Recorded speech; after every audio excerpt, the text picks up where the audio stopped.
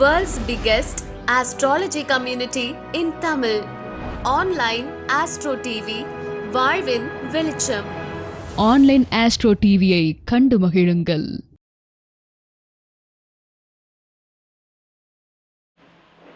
அண்ணன் சுப்பிரமணியன் அவர்களுக்கு பொன்னாடை போர்த்தப்படுகிறது.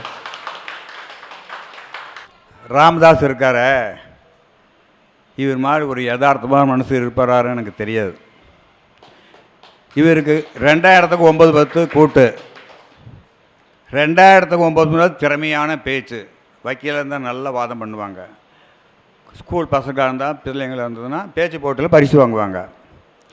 இவர் நான் எப்படி பாராட்டுறது எனக்கு தெரியல. ஜெயலலிதா ஜாதகத்தை எடுத்துகிட்டு வராரு. இந்த அம்மா ஆட்சிக்கு வர ஒரு உயிரும் கூட உயிரோடு இருக்காது அப்படின்னு சொன்னேன். என்னண்ணே இப்படி சொல்கிறேன்னாரு இவர். நான் சொல்ல கிரகம் சொல்லுது அப்படின்னு. இதில் கரூரில் ஜோதி சங்கத்தை எல்லாத்துக்கும் தெரியும்னு நினைக்கிறேன், எல்லாத்துக்கும் சொல்லியிருக்கிறேன்ல சொன்னேன். இவர் அந்த அம்மா இறந்த 2வது நாள் ஒரு சந்தன மாலை வாங்கிட்டு வந்து எனக்கு போட்டார். எப்படி உள்ளம் பாருங்கள். அந்த அந்த கவலை இருந்தாலும் ஜோதிடத்துக்கு எவ்வளோ மரியாதை செலுத்துறான்னு பாருங்கள். பாராட்டணும்னா ஜோராக கைதட்டுங்க. அவருக்காக 2 நாள் அழுதுகிட்டே படுத்துட்டார். நல்ல திறமையான பேச்சாளர் ஏடிஎம்கே. உங்களுக்கு வருத்தம் இல்லையா அப்படின்னு கேட்டேன். ஜோதிடத்துக்கு மரியாதை செலுத்துகிறே அப்படின்னார். இல்லை, அதாவது ஒரு தாயை இழந்த குழந்தை என்ன கஷ்டப்படுமோ அவ்வளோ கஷ்டப்பட்டு வருத்தம், வேதனை, அளவு கடந்த ஒரு வேதனை. 2வது முறை ஒரு 5 வருடம் அந்த அம்மா பூர்த்தி பண்ணியிருந்தால் தமிழ்நாட்டினுடைய அரசியல் தலையெழுத்தே மாறி இருக்கும் அப்படிங்கிற எண்ணத்தில் நாங்கள்லாம் படாத பாடுபட்டோம். நான் இங்கே இருக்கக்கூடிய ஒரு ஜெயபால் போன்றவர்களெல்லாம் பெரிய அளவில் உழைப்பு எல்லாம் பாவம். அவருடைய உழைப்பும் வீணாக போச்சு, என்னுடைய உழைப்பும் வீணாக போச்சு. அது வேறு சமாச்சாரம். எனக்கு இன்னொரு விஷயம் என்னென்னு கேட்டிங்கன்னா, ஜோதிடர் அப்படின்னு சொல்லும்போது இப்போ எனக்கு முன்னாடி ஒரு அம்மா சொன்னாங்க, இந்த மாதிரி பரிகாரம் இப்படி பண்ணுங்க செய்யுங்கன்னு. உண்மையிலேயே நல்ல ஒரு இதுதான்.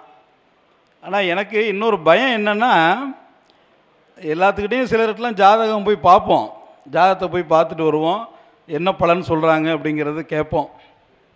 சுப்பிரமணியனோட ஜாதகம் போய் பார்க்குறதுன்னா நான் 33 கோடி தேவர்களையும் கும்பிட்டு போவேன். ஏதாவது நல்லதாக சொல்லிட்டா பரவாயில்லையே, இவர் போன உடனே ஏதாவது பொக்ரான் வெடிகுண்ட மாதிரி போட்டுருவாரே அப்படின்னு கொலையை நடிங்கிட்டே தான் போவோம். ஆனால் அதை பற்றி அவர் கவலைப்பட மாட்டார். கட்டிலில் அப்படியே ரெங்கநாதர் மாதிரி படுத்துக்கிட்டே நோட்டை வாங்கி பார்ப்பார். உட்காருதாசு, தண்ணி குடிக்கிறியா, ஆப்பிள் சாப்பிட்றியா அப்படின்னு கேட்பார். சரி, இவர் தான் சொல்கிறாரே, இவர் இப்படி சொல்கிறாரேன்னு பார்த்து இவருடைய சிஷ்யர்கள் 2-3 பேர் இருக்காங்க. வில்லாதி வில்லன் வீரமலை கந்தை. அடாடாடாடா, கம்ப்யூட்டரில் போட்டு பார்த்தா கேட்கும். அந்த பேர் அங்கே ஒரு வீரமலை கந்தை உட்காந்துருக்கார், லோகநாதன். அடே அப்பா, அப்படியே மனப்பாடமாக 2 பேரும் நேருக்கு நேர் பார்த்த மாதிரி ஒப்பிப்பாங்க. லோகநாதனெல்லாம் பார்த்தா எனக்கு வணக்க வைக்கிறதுக்கு கூட பயம். ஆனால் நல்லா இருக்கீங்களாண்ணா, இது உங்களுக்கு நடந்திருக்குமேண்ணா அப்படின்னு கேட்கும்போது பயம். அங்கே வர்றது லோகநாதனா, ஐயோ நம்ம மாற்றி போயிடலாங்கிற அளவுக்கு. ஏன் எதுக்கு சொல்கிறேன்னு கேட்டிங்கன்னா, நான் இதை பெருமைக்காக நான் சொல்லலை, ஒரு விஷயத்தை சொல்கிறேன்.